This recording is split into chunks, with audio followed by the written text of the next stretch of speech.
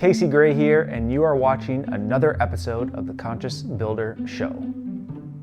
In this video, we're going to discuss what's required for your contractor to price your project accurately and the cost of being in business.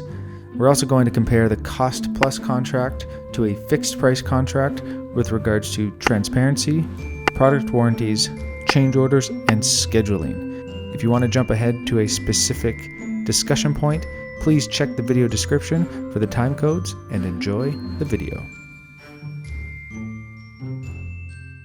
Whenever I get an initial contact, let's say, from somebody reaching out about whether it's a renovation or a custom home, they'll say, how much does it cost to do X? So how much would it cost to build a 2,500 square foot bungalow? How much would it cost to do my kitchen?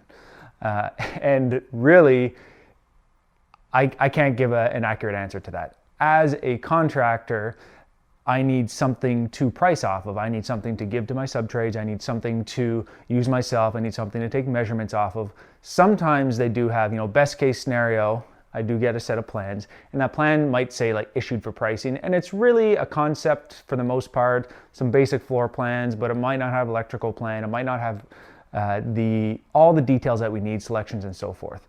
So right off the bat, the majority of the time, I do not, as a contractor, I'm not the only contractor like this, have all of the details required in order to price the project accurately. So there's a lot of guessing and guesstimating and conversations around that. So I think it's important to understand before we get into that contract is that there is a level of detail that's required in order to price your project accurately. And the more details you have, the more accurate it will be. Just having an idea of what you're looking for isn't necessarily going to give you the price that you need or give the contractor the details that you need. The other thing we need to consider before we get into discussing the differences between a cost plus and a fixed price contract is that there is a cost to doing business. Whether it's a contractor or an office or a consulting firm, whatever it may be, there is a business cost to that business staying in business. And as an employee, let's assume if you're an employee and you get paid by the hour, that's a cost to the business. But that's just an hourly rate for that person. There is other costs that the business needs to account for. So there could be insurance, could be maintenance, could be lease payments, could be vehicles, computers, desks, furniture, subscriptions, software, hardware, all sorts of stuff that needs to be paid for. That's a business cost, an overhead expense that needs to be paid for somehow. So that cost of being in business, that cost of business needs to get translated to income coming from projects. So as part of the fixed price and the cost plus contracts, that price needs to be worked into that. Okay, so let's get into the two different types of contracts. We've been doing this a while now. I've been in the construction industry for a long time. These are really the two different types of contracts we've come across. There's maybe a variation of the wording within the contract, but it's really a cost plus or a fixed price. The first difference I want to talk about is transparency.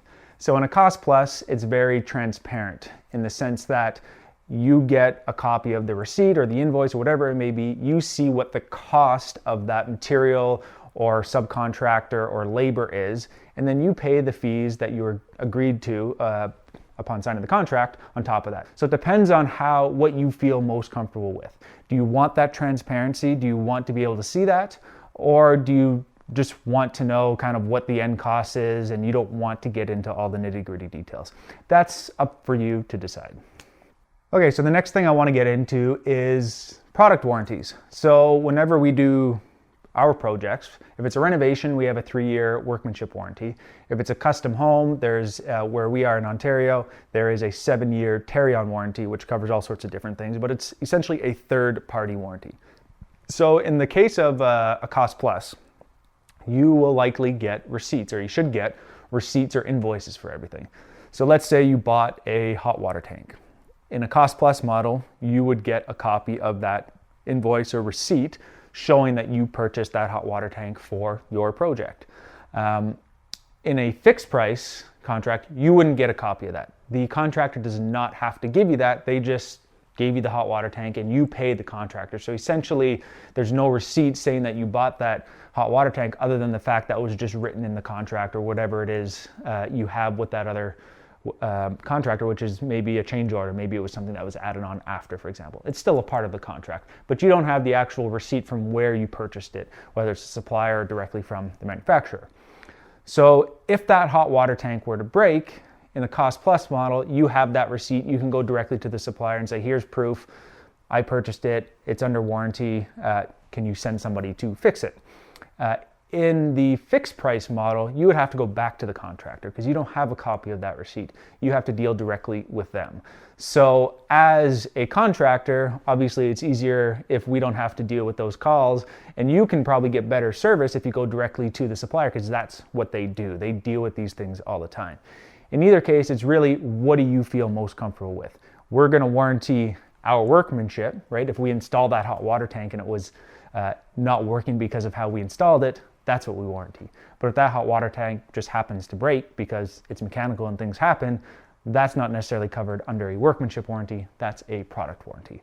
So once again, pro or con is up to you. Depends on how you would like to handle these situations. All right, so the next thing I want to talk about is financials. So on a cost plus model, it may seem like the financial risk is really put on the homeowner. But I don't necessarily think that that's true. I think there's a financial risk when you do a renovation or a custom home, no matter what. There is going to be surprises. There's going to be changes. Something is going to happen that is either going to, sometimes it might save you money, but often it costs more money, whether that's because you just want something else, or even if you're digging a hole for a new home, maybe you come across bedrock, whatever it may be, there's going to be some sort of surprise. Not a good surprise.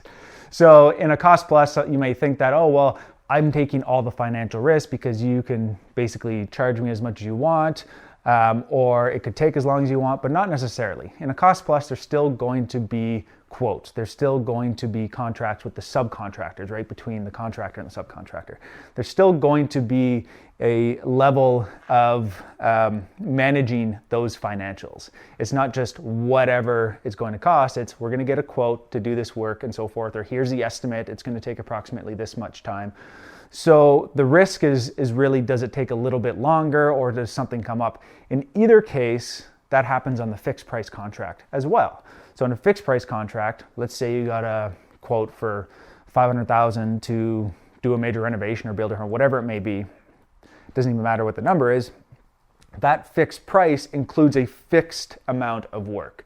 Anything that deviates from that work, or if it's not clear, and if you're not sure, if it's not clearly written in the contract, could lead to a change order. And in a fixed price, that change order could be whatever the contractor needs to charge. Perhaps he didn't charge enough for one thing, so now this change order came up and they need to increase, that $400 toilet becomes a $700 or $800 toilet because they need to recoup their cost somehow. They don't have anywhere to recoup their cost if they make a mistake, other than the fact that they have these change orders. And maybe they just want to make some extra money, right? I'm not saying that contractors will do this, but what I'm saying is that the change order does not need to be shared with you in detail like a cost plus. The change order is, here's the fixed price, once again, to do this fixed amount of work. And you either say yes or no. If it's something that needs to be done, you have no choice but to say yes. Maybe it's a safety concern, whatever it may be. But in either case, the risk is essentially the same. Something might happen, and then there's going to be a discussion, then you have to say yes or no. In a cost plus contract, you know what that's going to be. It's going to be the cost plus the fees.